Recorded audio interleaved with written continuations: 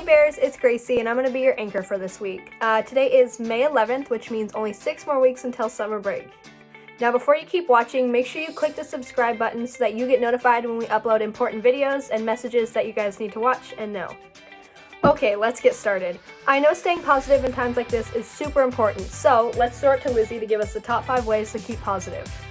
Hey Bears, it's Lizzie. I know how hard it is to stay positive during this quarantine. And I also know how hard it is to have missed out on this valuable time learning, being with our friends, playing sports, and doing our favorite activities.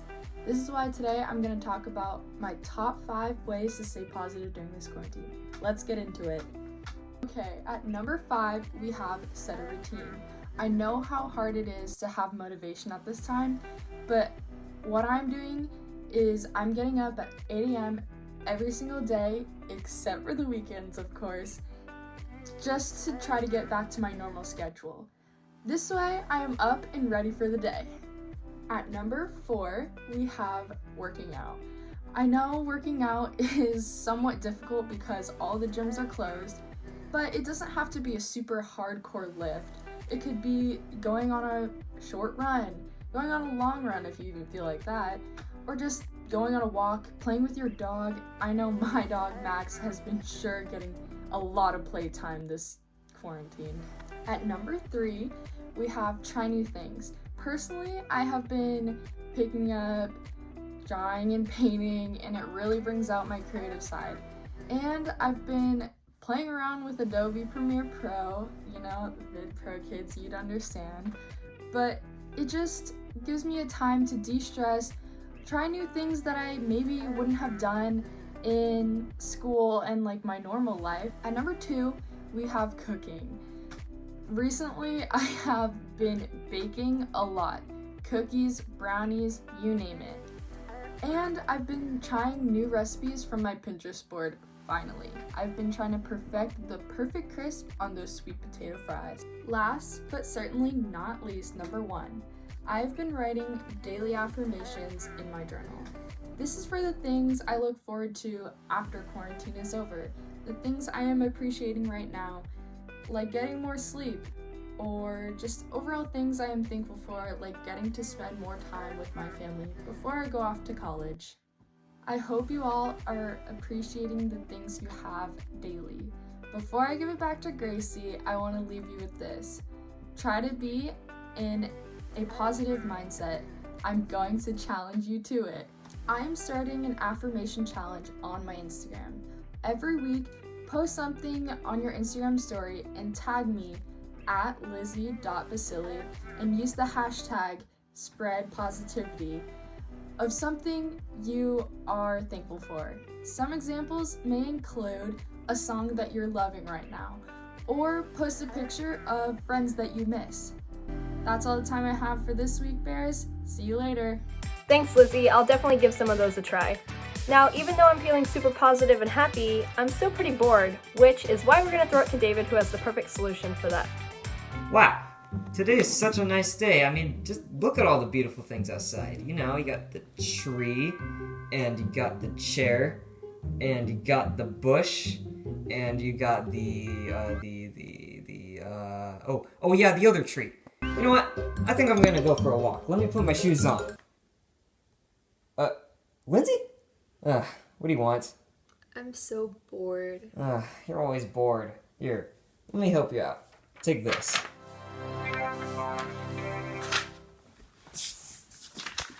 Yay, I'm not gonna be bored anymore. Thank you. Yeah, you're welcome. Hi, I'm David, and I'm here to show you something you can do during lockdown because maybe you're bored or you're looking for something else to do. So, here's your solution. Jackbox games. Now, I know what you're thinking.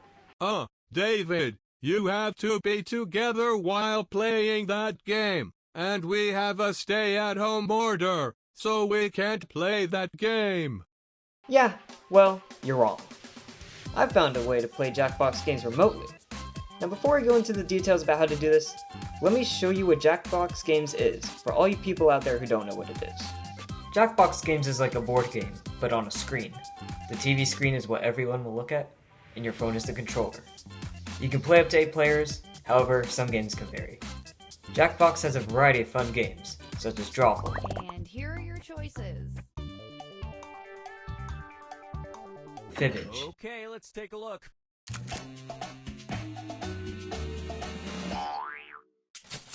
Trivia Murder Party, Who said this one? Everyone is wrong. TKO,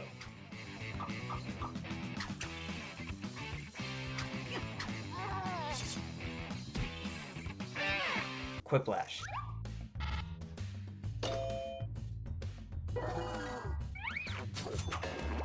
and much more.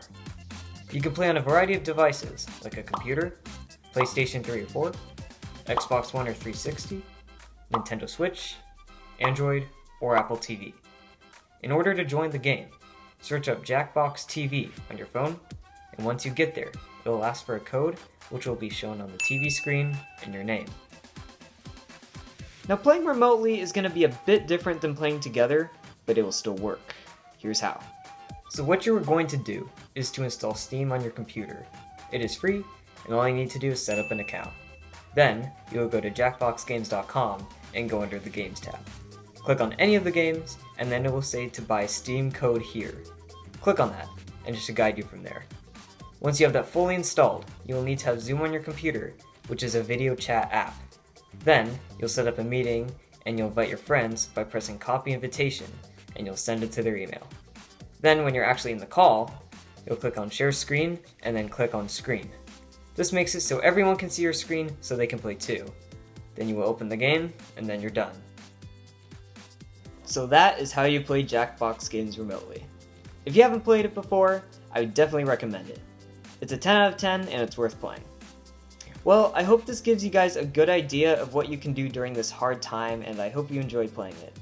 If any of you guys want to play with me, or have any questions, you can contact my email at madmario@outlook.com or my Instagram at davidp_113.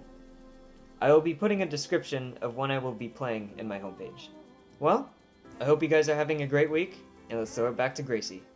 Thanks, David. That sounds really fun. Now, if you're unable to play that game, we're going to throw it to Ethan, who's going to show us some other things we can do in quarantine. Hey Baris, it's Ethan. I forgot to film an intro for this segment and it's 12:05 at night and I'm just now doing it, but here are some things you can do during your quarantine. You can work out. You can go down a slide. You can stack dominoes. Dude. You can clean your car. You can learn to juggle. I don't know how to. You can make a mask. He knows how to. Got it! You can build a house of cards. Try to. You can climb a tree. You can climb anything. You can drop stuff off at your friend's house. All right. You can binge watch. Yes, Netflix, I'm still watching. You can play Jenga.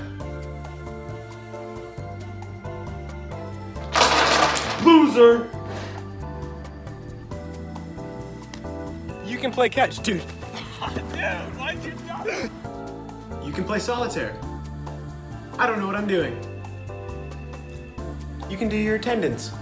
And of course, my favorite, sleep. Back to you, Bears. Thanks, Ethan. That was super cool, and I'll definitely make sure I give some of those a try. So, Baris, as some of you know, Mr. Duty sent out an email and released a video about the new grading policy. Now, if you haven't seen it, hang tight. I'm going to play it for you guys. But if you've already seen it, then that's all I've got for you this week, Baris. See you soon. Hey, good afternoon, Bears. It's been a long time, actually since March 13th, almost 8 weeks ago, since we've been back together at Tahoma High School, the best high school in Washington State. We've gone through a lot, and we're trying to learn a lot of new things, and this has been a lot of stress for our teachers, for our students, for our parents, for our community, and for our nation, for that fact. But we're doing great, and we're hanging in this, and we're all doing it together, and that's really important. I've got some things I want to talk about our new grading policy, which I think will be really important. But first, let me express to our seniors how bad we feel. We know you've gone to school for 13 years and it's come down to this. The last spring and on March 13th, we ended it all. You've lost your sports seasons, the drama, the robotics. We, the people, had to do virtual. We've lost prom. And now we're looking at graduation. And I'm going to finish talking about that at the very end. So let's first take a look at how this new grading policy works. I want to make sure that all of your teachers understand it, which I covered yesterday, that it's being applied fairly to everyone, and everyone has that opportunity to bring their grades up. It's actually quite simple, but I want to make sure we all get it and we get it together. So let's take a look at the policy. We're calling this grade relief policy during the pandemic. And when I think of an iceberg, and we look at the top and everything looks the same to everyone. And we're all out on March 13th. We're all at home. We're all under isolation. But underneath that iceberg, families and kids and students and even teachers are going through some real difficult times. And we have to recognize that together because that's the Tahoma way. So when we look at this iceberg and below, everyone doesn't have the same experience. For some of you, this has been easy. You open up your computer, you go online, you do the work, you turn it in. For others, it's been very difficult. There's families that have one computer to share amongst 4 or 5. There's families that don't have internet. There's families that have to work. There's families that have lost jobs. There's families that have had to put loved ones in the hospital and even death. It's been quite an experience, and we all have to work together on this. So let's learn about the policy. Number one, it's about learning. And grades and school is always about the education. If you're not willing to learn, no one can help you. If you're determined to learn, no one can stop you. Zig Ziglar said that, but no time than now is more important to understand the grades aren't important, the learning and continuing that learning is the most important. So please continue with us on the journey until June 19th, which will be the last day of school until next fall. Don't disengage regardless of the grading system. Let's learn about that grading system. So we know our last day of school was on March 13th. That's the day we got on the PA system and said, get your stuff. We're not going to be back in school for a few weeks. And at that time, we didn't know how long it would be.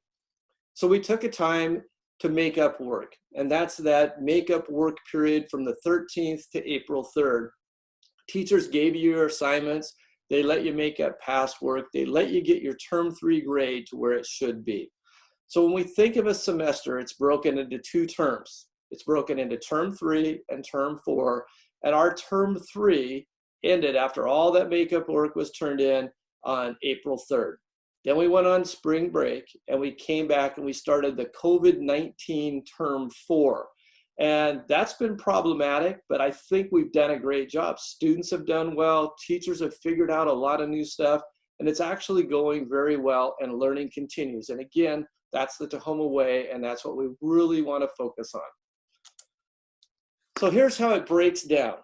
According to all state laws, students' grade during term 3 as of April 3rd will be their semester 2 grade.